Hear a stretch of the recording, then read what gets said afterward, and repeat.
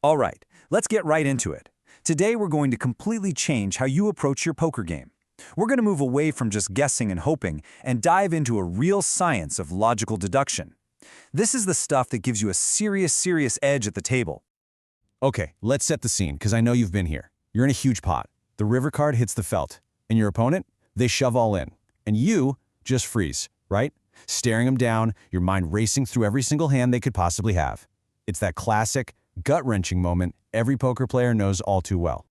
And this is the question that haunts us. It's the villain of our story. We're trying to solve this impossible puzzle, trying to pinpoint the exact two cards they're holding. We've all done it, tried to be a mind reader, and let's be honest, usually we get it wrong. But here's the thing. What if that's the wrong question to be asking in the first place?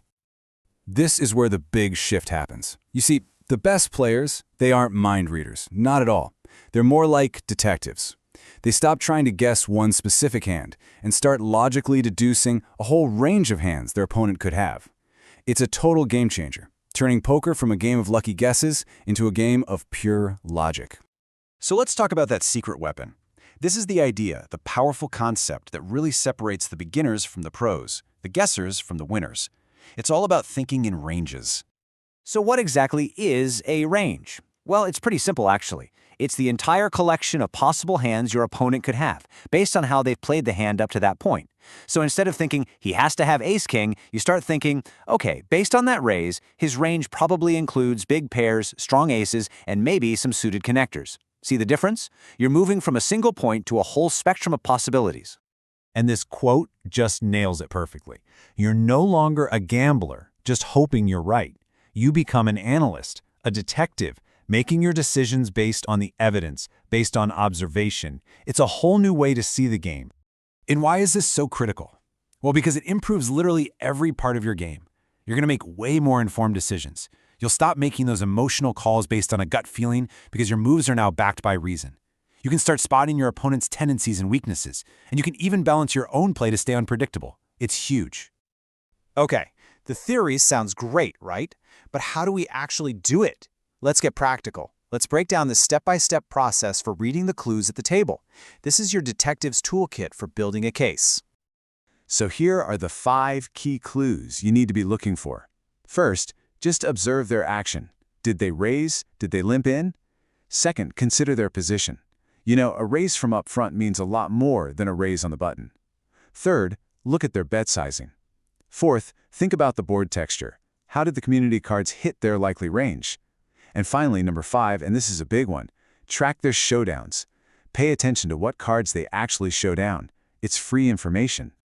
And this is the most important part to remember. Your opponent is constantly feeding you information. Every single action, every check, every bet, every raise is another clue, another piece of the puzzle. From preflop all the way to the river, they are telling you a story about their hand. Your job is to learn how to listen to that story. All right, so now that we have the basic method down, we can take it to the next level. We can get even more accurate by profiling our opponents, or, as our detective metaphor goes, profiling the suspects. You'll find that most players tend to fall into one of 4 buckets. You've got your tight players, their range is super narrow, only premium hands. Then you have the loose players, their range is incredibly wide, they'll play almost anything. Aggressive players are always betting and raising, so they could be strong or bluffing. And passive players, they just love to call. Figuring out which type you're up against is a massive shortcut to putting them on a more accurate range. And this is where the magic really happens. The process is like a funnel. You start the hand with a really broad idea of what they could have, but with every action they take and every card that comes out, you get to eliminate hands that just don't make sense anymore.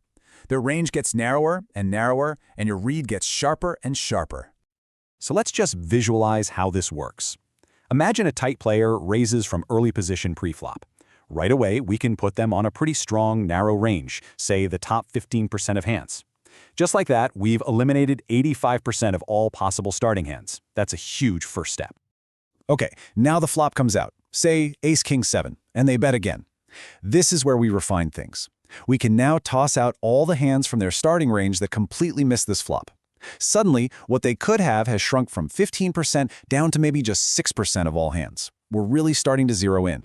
And then, the turn. They fire another big bet. Now the story they're telling is one of overwhelming strength. Their range has become incredibly defined. We're now only looking at the absolute strongest hands, sets, two-pair, stuff like that. We've gone from 100 possibilities down to just a tiny handful of very specific, very powerful hands. That's the process. So how do you put this all together in the real world? And maybe more importantly, how do you avoid some of the common mistakes on your journey to becoming a true poker detective? Well, there are a few key traps to watch out for. A big one is assuming other people think and play just like you do. They don't. You have to pay close attention to their patterns, not yours. Always consider the context, too. Is someone on tilt after a huge loss? That changes everything. And most importantly, your read is not set in stone. It's a living, breathing thing that you have to keep adjusting as new information comes in. And you know what the best part is? You can get better at this even when you're not playing. Go back and review your old hands. Watch a poker stream. And when there's a big decision, pause it and try to figure out each player's range before you see the cards. Talk about hands with your friends. The more you do it, the more this way of thinking just becomes second nature. And through it all, just remember this. The goal isn't to be a psychic. It's not about being 100% certain what two cards they have. The goal is to think in probabilities, to consistently make the play that has the highest chance of being right over the long haul based on all the clues you've gathered. So the next time you sit down at a poker table, I want you to stop asking yourself, what cards do they have? And instead ask this. Look at their position, their bet size, their timing, all of it. Ask yourself, what story is my opponent trying to tell me? Because if you can learn to read that story, you will have unlocked one of the most powerful skills in all of poker. Start a live chat now to join one of our clubs or ask us any questions. Message at bluffingmonkeys24_7 on Telegram or visit bluffingmonkeys.com and start a live chat.